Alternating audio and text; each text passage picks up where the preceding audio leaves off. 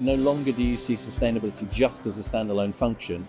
It's very much part of everybody's job in all parts of the organisation. So we're not just thinking these days about climate risk, we're looking at energy risk, biodiversity risk, procurement and supply risk to give a holistic view of risk for the organisation.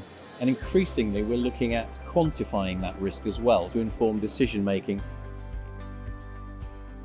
It's not the volume of data, it's the fragmentation of that data. Companies have energy data in one system, emissions data in another, compliance in another system. Their risk team is in a completely different department, and that causes challenges and issues across the board in connecting all that together.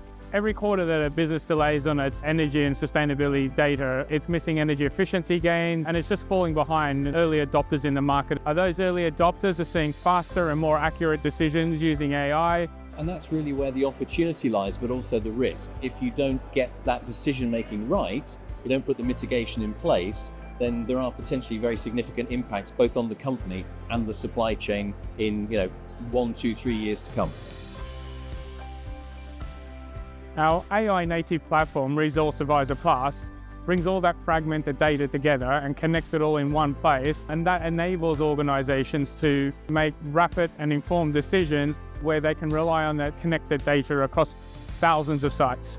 Before, companies use AI for measure and reporting, but by now companies need to take action and they need to make implementation.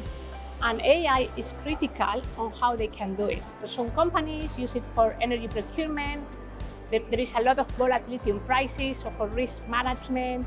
There is also using artificial intelligence with digital twins to be able to know what's going on the asset level and how to be making better predictive maintenance. It's one of the main challenges that companies have had, that they didn't have the data or they didn't know how to take decisions. And by now, having all the energy and procurement data together with carbon emissions makes you act on what is visible.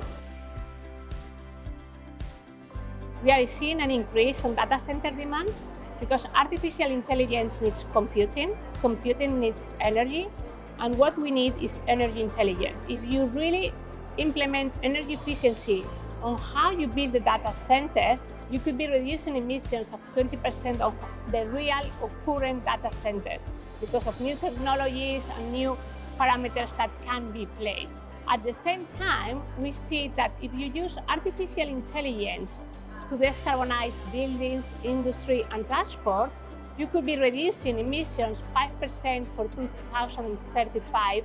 Artificial intelligence is part of the problem, but it's the solution which it really creates a difference.